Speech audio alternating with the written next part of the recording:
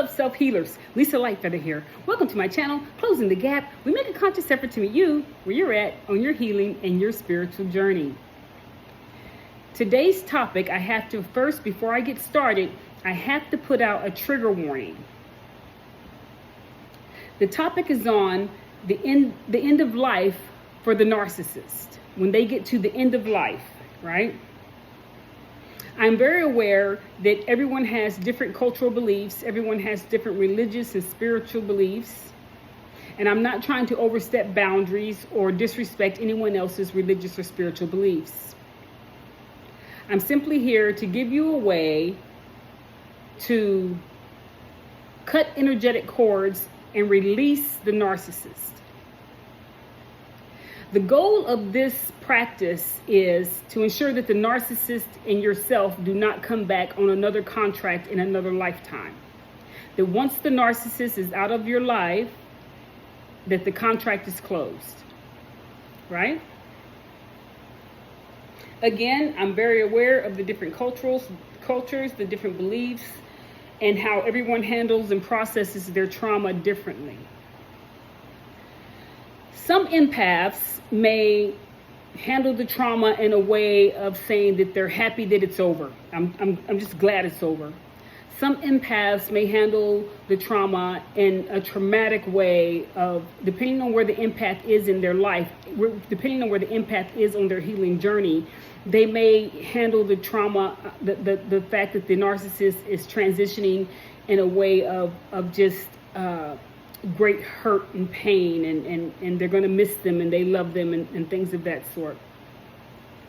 And some empaths, like I said, depending on where you are on your healing journey, will be at a point that they understand that transitioning is not the end and that karmic cycles continue and contracts can continue. In family clusters, it is the same people who keep coming back and they keep trading places. So in this lifetime, you may be the daughter or the son, right, who's receiving the narcissistic abuse. In the last lifetime, trigger warning, you may have been the one giving the narcissistic abuse. Now, this doesn't mean that anything is anyone's fault. Like, oh, it's my fault that I'm receiving narcissistic abuse in this lifetime because probably in a previous lifetime, my karma, blah, blah, blah, I must have done something wrong. It's a contract that needs to be fulfilled. And like with all contracts, the contract is open, the job is done, right? The life is lived, and the contract is closed. But what happens is that a lot of times we don't close the contract.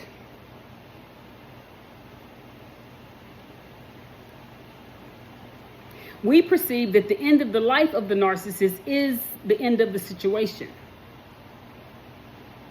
But it is my belief that that's not true. So, how do you close a contract with a narcissist when they are at the end of their life? Because you don't want to keep this cycle going. You want to close out the generational curses. You don't want to keep the cycle going. And so you want to close out the contract with the narcissist when they are on their end of life bed. Now, the first thing I want to say to you, that when you go to the narcissist's end of life bed to say your goodbyes or whatever, a lot of times the empath will go there in the hopes that they will get some type of apology, some type of closure. I want to let you know that having that hope is setting yourself up for failure. The narcissist is a narcissist until they take their last breath. They will look you dead in your eye. And you can be begging them, please, just tell me why. Just give me some type of closure. Just say sorry at least. Just something. Say something. They will look you dead in your eye and take their last breath. That's their last hurrah. And the narcissist wins. So as an empath, if you're going to the deathbed or the end-of-life bed of the narcissist expecting some type of closure, don't set yourself up like that. Just don't. Because you're not going to get what you're looking for. You might get some manipulation. You might get some gaslighting. You might get some guilt. But you're not going to get closure. So don't go to this bedside with that in your mind that you're going to get some type of closure.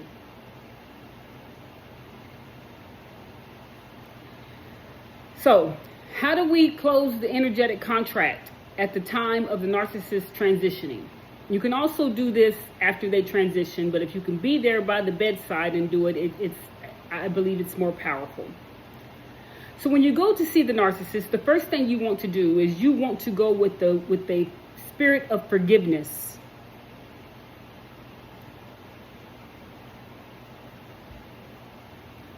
The days of being angry, the days of being frustrated, the days of hating them, all of that's done now.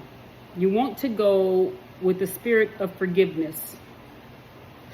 Not only do you want to go with the spirit of forgiveness for them, you want to come with the spirit of forgiveness for you.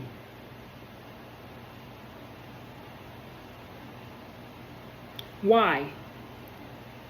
Because I'm speaking about 3D issues from a spiritual perspective. I'm speaking about the narcissistic empath dynamic from a medical perspective, but from a spiritual perspective. So you go there be prepared to be forgiving, forgive them and forgive yourself. What are you forgiving them for? You're forgiving them for all of the trauma that they put you through throughout your life. What are you forgiving yourself for? You're forgiving yourself for agreeing to the contract.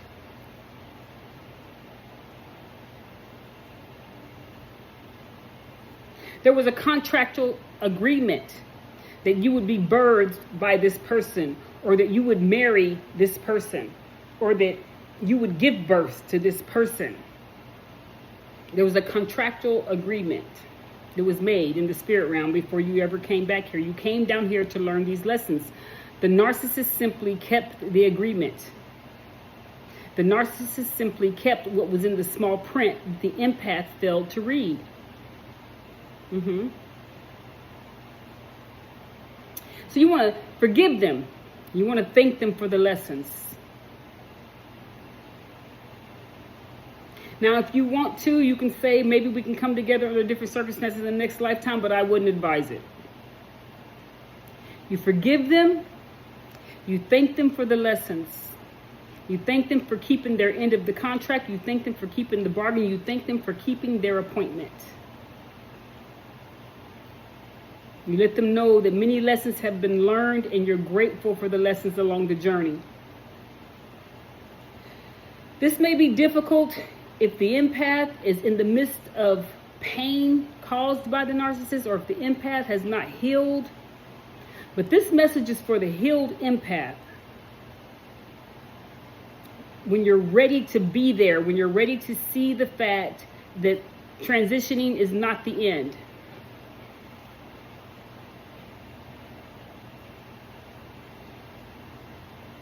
And so you do the forgiving, you thank them for the lessons, you forgive yourself, and you close the contract. Now, like myself, you can say something like, I don't want to come back into the next lifetime under this contract. This contract is closed. I'm cutting all energetic cords in regards to this contract. I don't want to be around you in this lifetime, the next lifetime, or the next lifetime to come. And then you want to proceed with something called cord cutting. This is like cutting a spiritual umbilical cord, especially if it's your mother who's transitioning. So you want to cut the spiritual umbilical cord, or you want to cut the spiritual attachment. If it was a relationship or whatever, you want to cut the spiritual attachment. I release you. I cut all energetic cords. I call back my energy with loving kindness, and I return yours with loving kindness. No hate, no anger. You just give them back their energy, and then you take back your energy. Again, thanking them for the lessons learned, forgiving them and forgiving yourself for the journey. This is where, once you cut the energetic cords, you want to know about the chakra system in the body. If you don't know about the chakra system, and this method seems like something that would work for you, learn about the chakra system in the body. This is similar to a shamanic ritual. And so there's something that's called, there's two ways to do it. There's something that's called a death spiral, where you start with the heart chakra. And the individual envisions the energy from all the chakras coming from the heart out further and further and further until you have the root chakra, the crown chakra. You have all the chakras in the spiral. And then the shamanic practice is that you release it to the universe, right? What you're doing is you're assisting the person who is at their end of life. You're assisting them into transitioning. It's akin to being a death doula. But I know that everyone's not a death doula, so this is just a ritual that the unhealed empath or the empath can use to remove themselves from the narcissist. Another way is that you envision each chakra within the body. The chakras spin clockwise. You envision them spinning one at a time. The root chakra spinning counterclockwise until it stops moving. Send the energy, cut the cords. Go to the sacral chakra. Envision the sacral chakra spinning counterclockwise until it stops moving. Remove the energy, cut the cords. And you do this of all 7 chakras. The whole time you're cutting the cords. Some tools that you might need for this ritual. You may need Florida water, sage, Palo Santo, burning of incense, and something that you're using. You can use your mind's eye, but something that you're using as a tool to cut the cords. For me, I may use a feathered fan of some sort to cut the cord. Each time you close the energy and you release the energy back to source, you're also releasing the trauma. You're releasing the contract. You're releasing the energetic cords.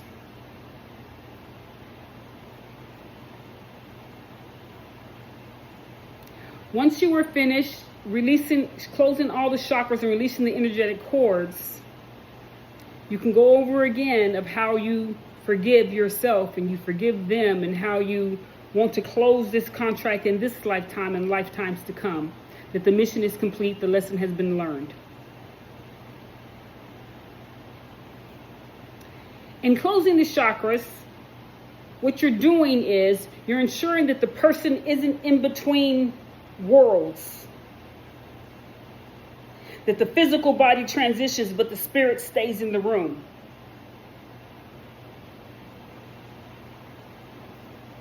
A lot of times, people will have traumatic experiences after the narcissist has passed on because the narcissist's spirit hasn't left. The narcissistic spirit will come into the dreams. You might see them, feel their presence in your home. So the trauma continues. So you want to make sure that the narcissistic spirit leaves and returns back to source. That it's not locked there, that it's not stuck between dimensions. It's actually a compassionate thing to do for anyone who's transitioning. To close the chakras, to close the spiritual body, to remove the energy from the spiritual body, so that the spiritual body is not trapped in the 3D realm.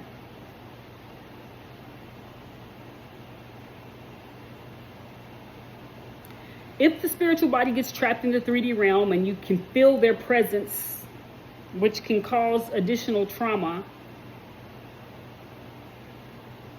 you can do something that's referred to as a drumming transition. It's another shamanic practice where you drum. You travel through the dimensions. And you give the narcissistic spirit, because once they're in spirit, they're not a narcissist, but I'm just using that to refer to that spirit that's trapped here. Give them permission to go to the different realms. That's something that's a shamanic practice where the person goes into a shamanic trance and assists this entity or this spirit to being removed from wherever it is. Like if you feel that there's presence in your house or something like that, or in your car, so that you're giving them permission to go on to the next realm, so that they're not stuck here. This is a compassionate thing to do because it assists them in moving on. It's a compassionate thing to do because it gives them a new start. They can go back and create a new contract. They've already lived the narcissistic contract. And it frees you up because it's an indication that you have learned the lessons, that you have honored the contract, that you have taken responsibility for the part that you have played in the contract. You have taken responsibility for agreeing to the contract. And you are thanking the narcissist for the lessons learned. You're not hating them, resisting them. Now, through life, there's all those emotions. When it comes time to the end of life bed, it's a time of forgiveness. It's a time of thankfulness. Thank you for the lessons. Because whether one wants to believe it or not, and like I said, I'm very aware of cultural differences and cultural beliefs, we all sign up for it. If you know anything about astrology, you'll see a lot of that in your astrological natal chart. With that being said, if you would like a natal chart reading, I do natal chart readings. Just shout out, let me know. We can make an appointment. But it's all in the natal chart. The natal chart is a blueprint, as a snapshot of the sky at the second you took your first breath. It is the contract. It is the blueprint. It is what you signed up for. In my chart, I have the moon in the 8th house, which is the mother. The 8th house is the occult, the underworld. Life, death, rebirth, and transformation. And trust me when I tell you, she took her role seriously.